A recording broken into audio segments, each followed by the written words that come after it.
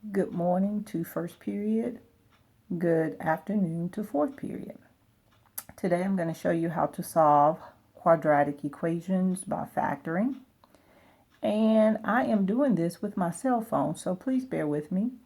A quadratic equation is an equation whose degree is 2. Ax squared plus bx plus c equals 0. In order to solve a quadratic equation, it has to be set equal to 0. And we're going to solve by using the zero property, zero product property, which states if the product of two quantities equals 0, at least one of the quantities equals 0. In other words, 3 times 0, 0, 0 times 4 is 0. If A times B is equal to 0, then either A is equal to B 0 or B is equal to 0. So this is the property that we will be using to solve quadratic equations.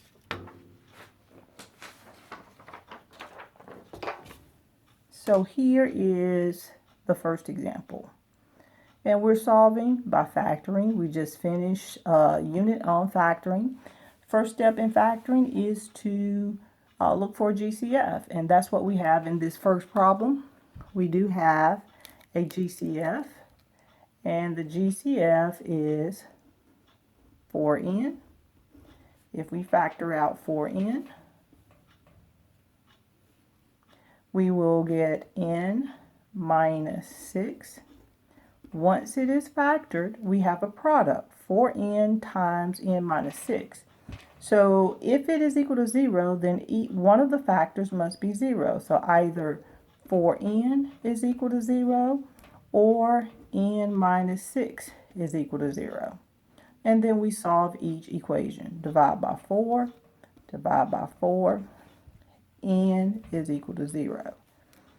Add 6, n is equal to 6. So you have two answers. And solving quadratics, you do have two answers. Sometimes the answer is repeated, but you will get two answers. Next one, again, we have a GCF, which is 6x. If I remove the 6x, I have x plus 5 equals 0. And again, once it's factored, you set each factor equal to 0. Either 6x is equal to 0 or x plus 5 is equal to 0, and then solve. Divide by 6, x equals 0. Subtract 5, x equals 5. All right, next example.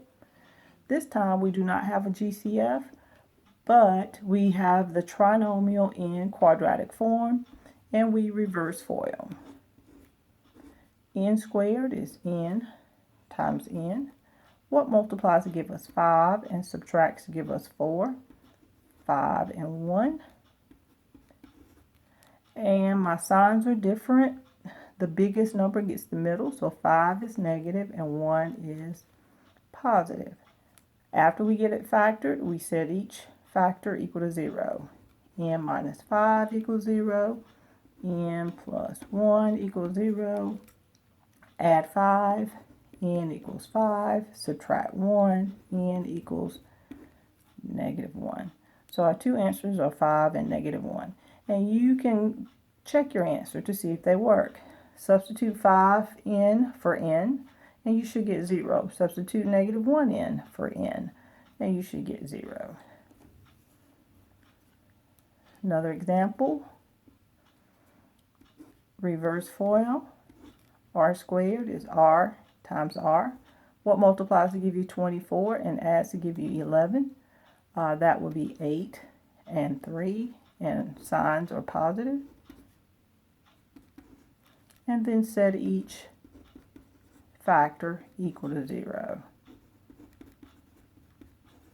And then solve. Subtract 8, r equals negative 8. Subtract 3, r equals negative 3. Okay. All right. Now let's look at when the leading coefficient is not 1.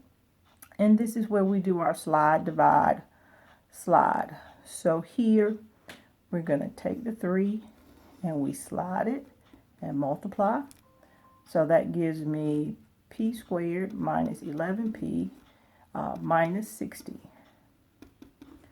And then we factor it. P squared is p times p. And what multiplies to give us 60 and subtracts to give us 11? That would be 15 and 4. And 15 gets the negative, 4 gets the positive. Now this is not our answer when we factor, because this should multiply to give us 3p squared minus 11p minus 20, and it does not. So the next thing we do is divide by that 3.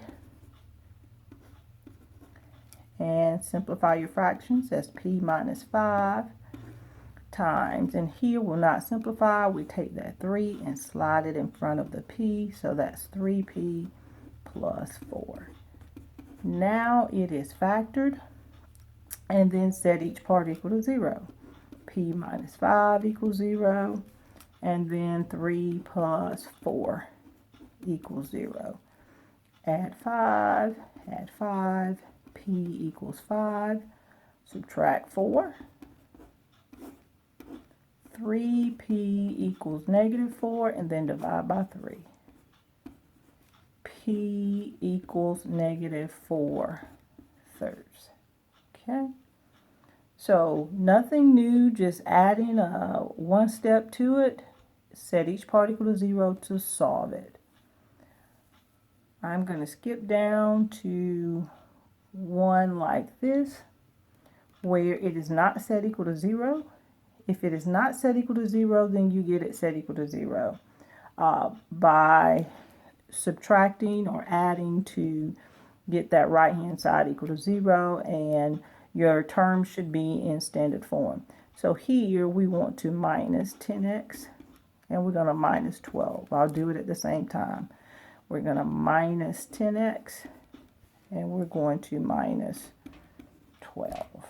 And that will give us x squared minus 20x plus 100 equals 0. Has to be equal to 0. So we bring the 10 over and combine it with the 10x. Bring the 12, combine it with the 112 by performing the opposite operation. Now, since it's set equal to 0, we factor. X squared is x times x.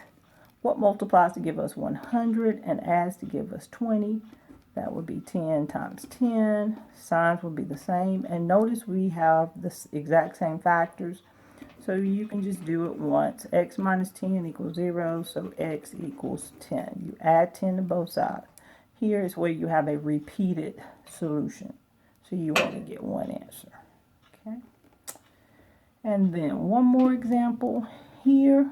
Still not set equal to 0. Bring that 6 over so that it is set equal to 0. 5m squared plus 13m minus 6 equals 0. Don't forget, when you move a term to the other side of the equal to sign, change the sign.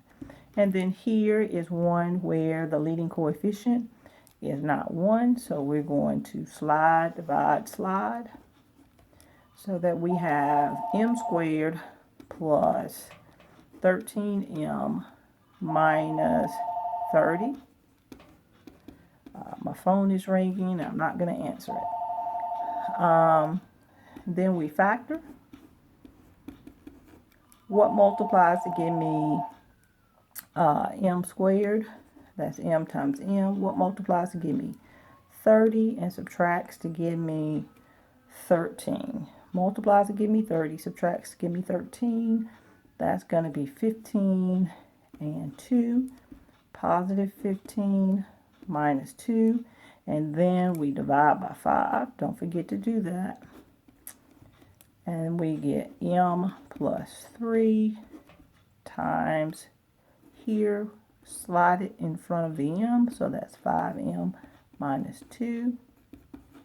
And then we set each factor equal to 0. M plus 3 equals 0. 5m minus 2 equals 0. And we solve each equation. Minus 3, m equals 3. And we're going to add 2, 5m equals 2, and then we're going to divide by 5. So that m equals 2/5. Okay, so if you need to, look back at the examples that I have worked. Now I would like for you to try the first section on the worksheet that I have left you to complete. I think it's 1 through 14. Don't quote me on that, but it's that first section where you're solving quadratics by factoring.